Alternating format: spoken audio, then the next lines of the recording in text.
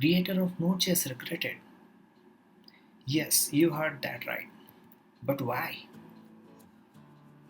Dahl, creator of Node.js, thinks he made number of mistakes while designing Node.js.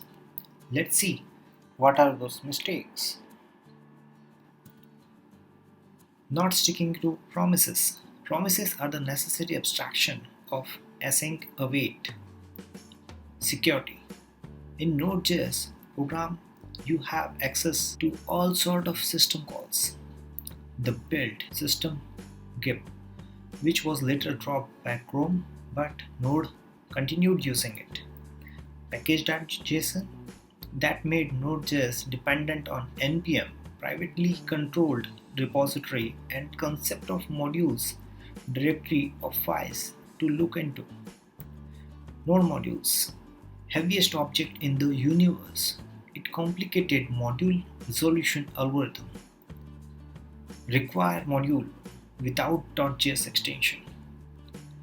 Not a JS type of thing. Index.js. This needlessly complicated module loading system just to look fancy. Hello friends, my name is Abhay. Today we are going to see, is this the beginning of the end of Node.js? Dahl came up with a solution to Node.js problems. Deno, a secured runtime for JavaScript and TypeScript.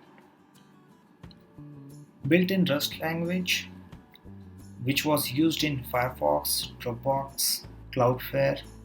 It uses V8 engine, which is also used in Chrome and Node.js. Tokio, used in event loops. Support TypeScript out of the box. Ships as a single executable file with no dependency to be installed. Yep, no dependency to be installed. Secured by default, no file, network or environmental access unless explicitly enabled. Has built-in utilities like dependency inspector, Deno info, and a code formatter bundled into a single JavaScript file. Let's see how it fares against Node.js. Deno does not use npm. It uses modules referenced as URLs or file path. Deno does not use package.js in its module resolution algorithm.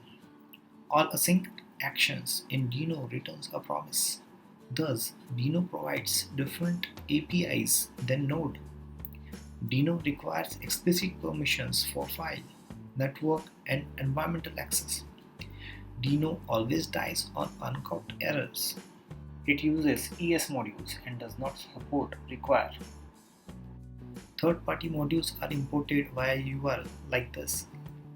Remote code is fetched and cached on first execution and never updated until the code is run with the reload flag. So this will allow it to run later even if you are offline. Module files loaded from remote URL are intended to be immutable and cacheable. Now let's see how we can install Deno. Now let's go to deno.land and copy the URL for installation. Go to your terminal and paste that URL and execute that command.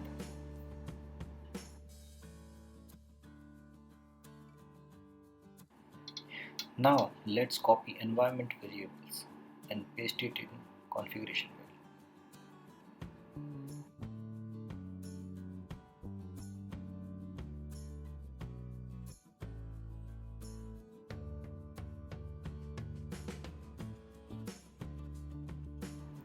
Now restart the terminal and check whether Deno is installed correctly.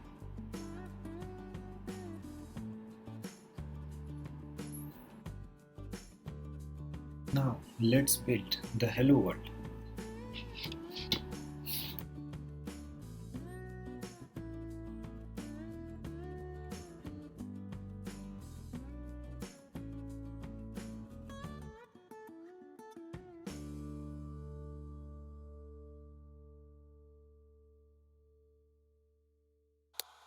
and bang, hello world.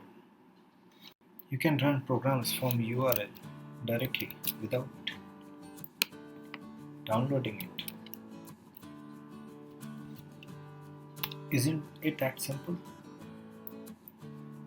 Thanks for watching. See you in next video with HTTP server and routing example. If you liked the video, then don't forget to like and subscribe. Leave your comments in the comment box below. Have a great time. Thank you.